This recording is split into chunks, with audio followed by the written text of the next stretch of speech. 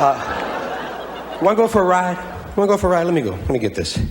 Let's go for a ride, okay? Well, actually, you'll go for a ride. I'll go for a drive. The person who drives the car, they're the one who goes for a drive. The other people, they go for a ride. People don't know that. Tell them when they're in your car. Say, you assholes are going for a ride. I'm going for a drive. Because I'm making the payments on this. This is my car for purposes of discussion. And it's like any car, it's tough to get into it. You know, you got to get in the car first. And it's not easy if you think about it. There's a certain amount of risk involved getting in the car. Have you noticed how wonderful it is that the way they designed the car? That the driver's door is right out in the middle of goddamn traffic? Holy shit. I mean, you haven't even gotten in this death machine yet, and you almost died once. What you need is a nice long red light back about 1.5 miles. Because you need a little time and space to get in your car with a little style and grace. I've often held up traffic for 2 or 3 hours just going like that. Now, as I said, this is my car. My car has one of those door handles. A lot of people have them, I think, now. The kind of door handles which is recessed a little bit into the door and your fingers actually go in a little before they grab it. Don't you like that? I like that. That's why they're not going to make it anymore. They found out we like that. And my door, when I open my door goes whoosh, and my door swings all the way open. You know what I mean? All the way open. I don't have one of those fancy doors that hangs there halfway and stays there, you know. My door is either fucking closed or fucking open. That's it. We got 2 things, pick one. And if you're going to do anything really tricky, like get in the car, you better prop that door open with a broom handle, Jack. Because sure as shit, it's going to come back and whoa! Oh, and that hurts for about 1.5 years, you know. And the little purple ring never goes away. Now, I have an additional problem getting into my car because my driver's seat is pushed all the way forward on those 2 little runners, and it's never coming back again. There are about 50 of those little pop-top beer can rings all fused into one piece of metal, and this thing is never going to move unless there's an atomic attack. Now, we get in the car if we can and get going. Well, we have one additional thing. You may have parked in this parking lot where you had full access to your car when you went into the shopping center, but now that you've been in there, some asshole has parked right next to you. And you have about 4 degrees clearance now. And you got to try and get in, and you're carrying 12 gifts and wearing a top hat. Plus, your back is not built for this. You know, backs are not made for getting into cars. I'll tell you, my back hurts just standing around thinking. Imagine this shit. And besides your back, getting in like this, you also risk serious ball injury from the steering wheel.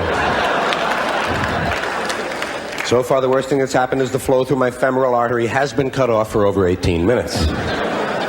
Fortunately, I was parked in front of a first aid station at the time. But I'm in the car and I'm right up front. What I mean is I'm forward in this car. You know what I mean? I'm right on the firewall, okay? Hey, if I want to look at the speedometer, I got to go... But at least I'm in the car. And the goddamn door is still wide open. Well, maybe I can reach it, you know. Maybe without dislodging myself, I can reach and close it. Fuck it, we'll drive with the door open today. It's a lovely day anyway, isn't it? And they say it helps you on left-hand turns. Okay, now we're going to be going for this drive/ride any minute here. First, a philosophical question. Have you ever noticed when you're driving that anyone who's driving slower than you is an idiot?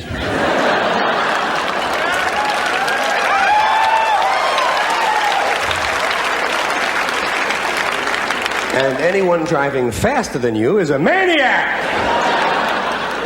Say, look at this idiot here. Will you just look at this idiot just creeping along? Whoa, look at that maniac. Go!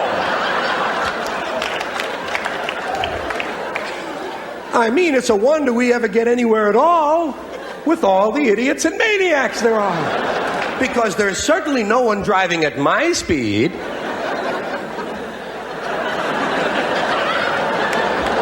I don't let anybody drive at my speed. Do you? Bullshit. Some guy's going my speed. Fuck him. I slow down, man. Let him get up ahead a little bit. I can keep an eye on that asshole from back here. I like to know who I'm driving near. I'll often ask for personal references at a yield sign. Okay, now, certain stuff we want to remember before we go for a drive, certain basic things. First of all, there are some things that happen in the car, little embarrassments you suffer, but everyone knows about them. This is an example of what I mean. Have you ever been driving someone else's car and they're in the car for some reason? You know what I mean? You're driving their car and they're there too. Let's say they fell out of a window and broke both of their knees in a courtyard. For the sake of argument, and they can't drive and you're driving their car. And you're used to your car. And your turn signal is mounted on the opposite side of the steering column from their turn signal, and you go to shift gears and you break off their fucking turn signal. Holy shit, came right off, didn't it? Have to throw that mother away. Goddamn, you'll have to get a new one of them. Shit, that broke easy, didn't it? Some things break easy, don't they?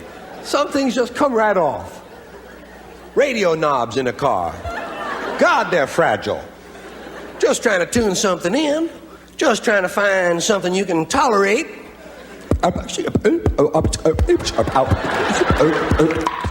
Holy shit, came right off. Look at that. Throw that mother away. Give me one out the bag. I got about 80 of them down there. Thank you, Dan. And you wind up listening to something just the other side of the glove compartment. Now, here's an embarrassing thing. This is really embarrassing. This will stay with you for several hundred miles. You know those things you don't shake off right away? Like when you almost got killed by the big tractor-trailer truck? And you had to pull over for 20 minutes and not do anything but listen to your heart? This is the same kind of thing. And this is one you do it yourself. It's so great. You ever pull up to a red light and you go a little bit too far into the intersection? So you put the car in reverse and you back up just a little bit, and then you forget the car is in reverse.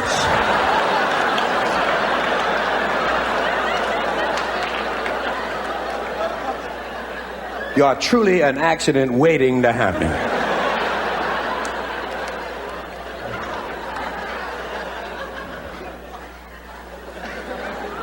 And then the light changed.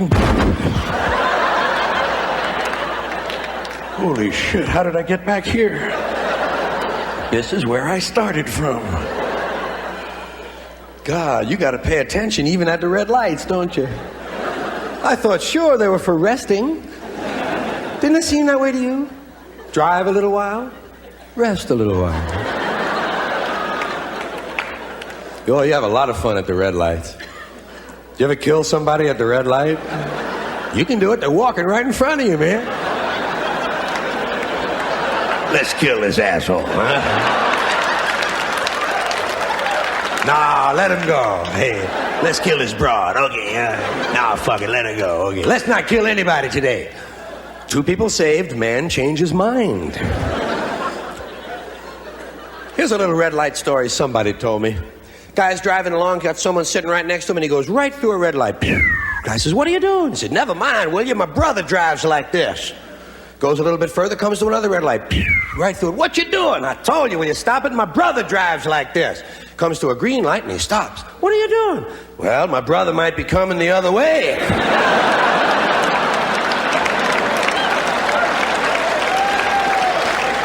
What's the first thing they teach you in driver education? They tell you where to put your hands on the steering wheel. They tell you to put them at 10 o'clock and 2 o'clock. Bullshit, I put mine at 9:45 and 2:17. Gives me an extra half an hour to get to work, you know? By the way, use everything on your car. You know what I mean? It's yours. Fuck it, you paid for the car. Use everything, man. Flip your sun visor, even on a cloudy day. Who knows? Flip it over here. Flip it up and down. Flip it on the side like the French people do. Flip the other one, even if no one is there. Open the ashtray. Push in the lighter, even if you don't smoke. Turn all the knobs. Have a lot of fun. Put your hand out the window. Tell people to stop. You have power. Power. Stop. Hold on. You stop. And then let one person go. Okay, you can go. Not you. You go. Okay. Hey. Fuck it. Have a little fun. You paid for the car. You know what I mean? Now, a couple of things for the road, like let's remember not to get behind anybody weird. Or even somebody mildly weird. You ever been behind a guy whose turn signal has been on for 80 miles? And you say, well, maybe he's just really cautious, you know. I'm not going to pull out now. He may go at any moment. And you find out later he was going around the world to the left.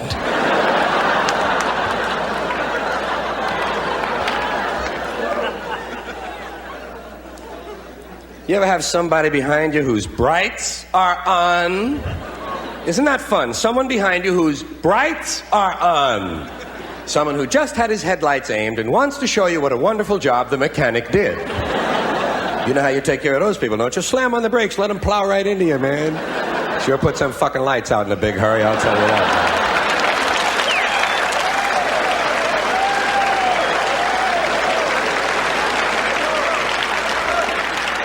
Let him find his way home, you know what I mean? He got out, he can get home. Another kind of person you don't want to get behind is anybody slow.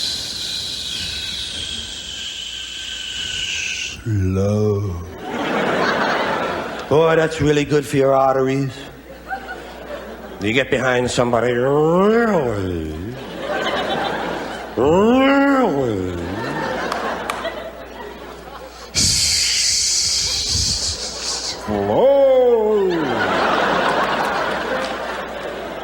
There are two classes of human beings to avoid in this category. The first one is any woman whose head you can't see in the car at all.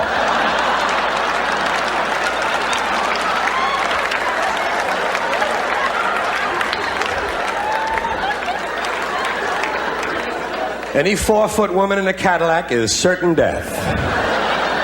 I pull over and take public transportation myself. I'm not fucking with a ghost car, you know? Let someone else flag down the Flying Dutchman. It's not my job. You say, well, maybe it's just coasting. No, I see knuckles. It's definitely not a robot car. And the other type of person, I want to keep these books in balance, the other type of person whom you don't want to get anywhere near, much less behind, any man over 70 wearing a hat. Especially a checkered hat with ear laps. In August. Because you know you get pissed, even if you think you're a pretty cool customer. You know you get pissed sometimes. Don't you wish sometimes instead of having those cute little lights in the front of your car, you had 50 caliber machine guns mounted up there? I'd cream this cocksucker if I had real ammunition, Mark. Or you wish you had a rented car for just half an hour. So you could bash this asshole and pay the $50 deductible and be done with him, you know what I mean? Boom, boom, boom. Just trying to ease him up into second gear. Or you wish you had a message board that would come up out of the trunk of your car and you could type in any message you like. You drive like old people fuck.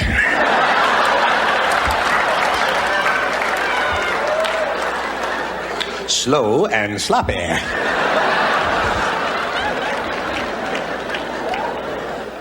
You ever been driving through heavy downtown kind of traffic, you know, block to block, street to street, busy area, not freeway, but street to street, people backing out at 5 o'clock, busy stuff. Maybe it's winter and it's dark already and it's raining a little bit, got the window open, you can hear the rain, you can hear the traffic, people bumping into each other, got the radio on, got the windshield wipers going. So everything's happening at once, radio, windshield, rain, traffic, everything going on, and you're just trying to get across town and take care of something, you know, and you get over there and park the car, turn off the key and go inside, take care of the business, and you come out and you turn on the key, and the goddamn radio is this loud!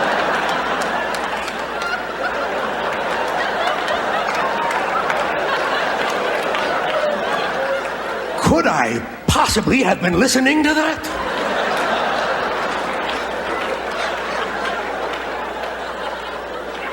You know, I believe someone broke into this car and tampered with my volume control. And that's the only thing they touched.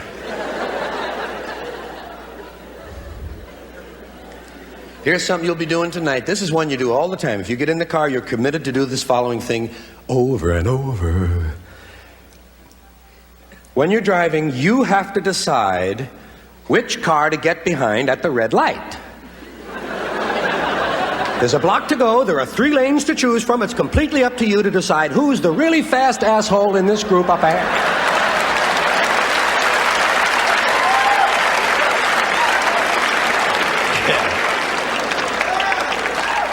Now, just a couple of things to remind you before I tow this trusty little thing back to the garage. A couple of things that go without saying, that's why I'm going to say them.